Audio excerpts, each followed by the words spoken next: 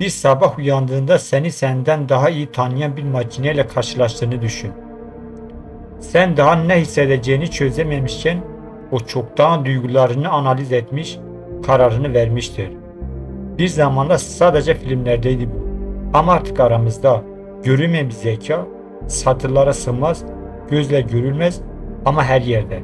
Telefonunda, sosyal medyada, evindeki asistanda, şehirdeki kameralarda, hayatımızın her yerinde. Adı yapay zeka. İnsan aklının ürünü.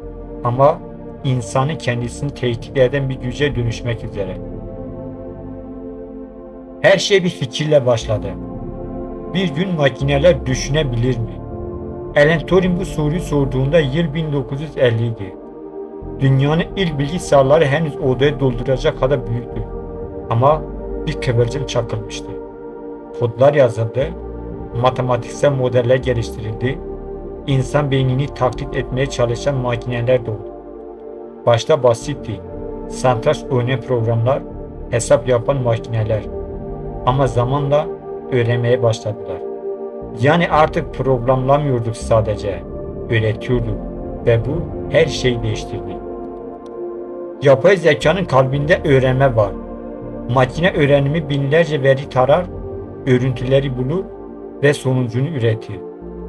Sen bir resim paylaştığında onun ne olduğunu bilir. Bir müzik açtığında neyi seveceğini tahmin eder. Hatta daha sen yazmaya başlamadan ne yazacağını tamamlar. Peki bu sadece teknoloji mi? Yoksa bir tür bilinç kıpırtısı mı?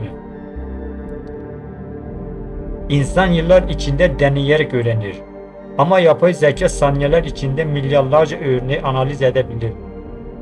Bu artık sadece hesaplama değil. Bu seziye çok yakın bir şey. Bugün yapay zeka e-postaları filtliyor, hastalıkları teşhis ediyor, arabaları sürüyor. Ama asıl soru şu, bu zeka kimin elinde? Birkaç teknoloji devinin elinde toplanmış veri.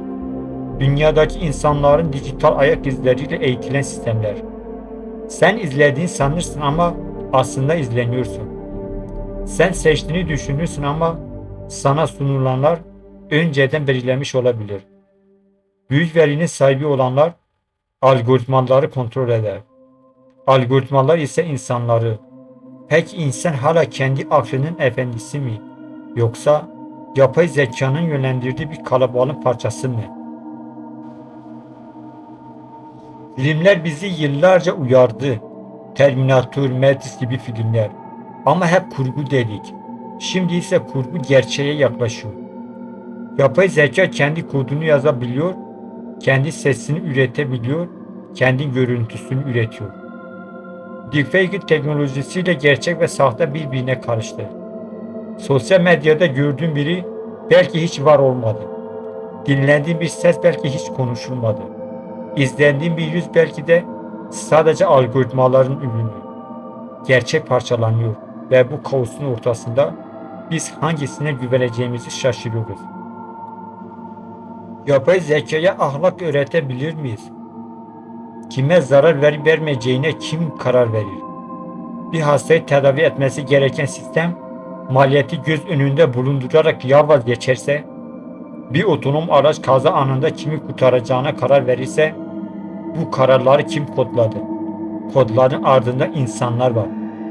Ama insanlar hata yapabilir. Yapay zeka da bu hataları daha da artırabilir. Bizi daha adil bir geleceğe mi götürecek, yoksa ayrımcılığı algoritmalarla yeniden üreteceğiz? Bazıları yapay zekayı ilahlaştırıyor. Hızlı, güçlü, yanılmayan ve duygusuz. Bazıları ise onun sadece bir araç olduğunu savundu.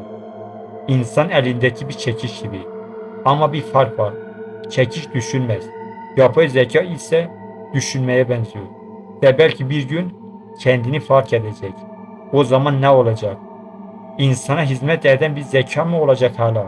Yoksa kendi varlığını kutsayan bir güce mi dönüşecek? Belki de asıl soru bu. İnsan kendi aklından daha üstün bir şey ürettiğinde yerini koruyabilir mi? Yoksa her devrimde olduğu gibi bu da bir tak değişimi mi olacak? Yapay zeka bizim yansımamız mı? Yoksa biz onun gölgesi mi olmaya başlıyoruz? İnsanlık tarihi boyunca en büyük güç bilgi oldu. Şimdi o bilgi makinelerin beynine aktı. Ve biz kendi elimizle yazdığımız kaderin nereye varacağını izliyoruz.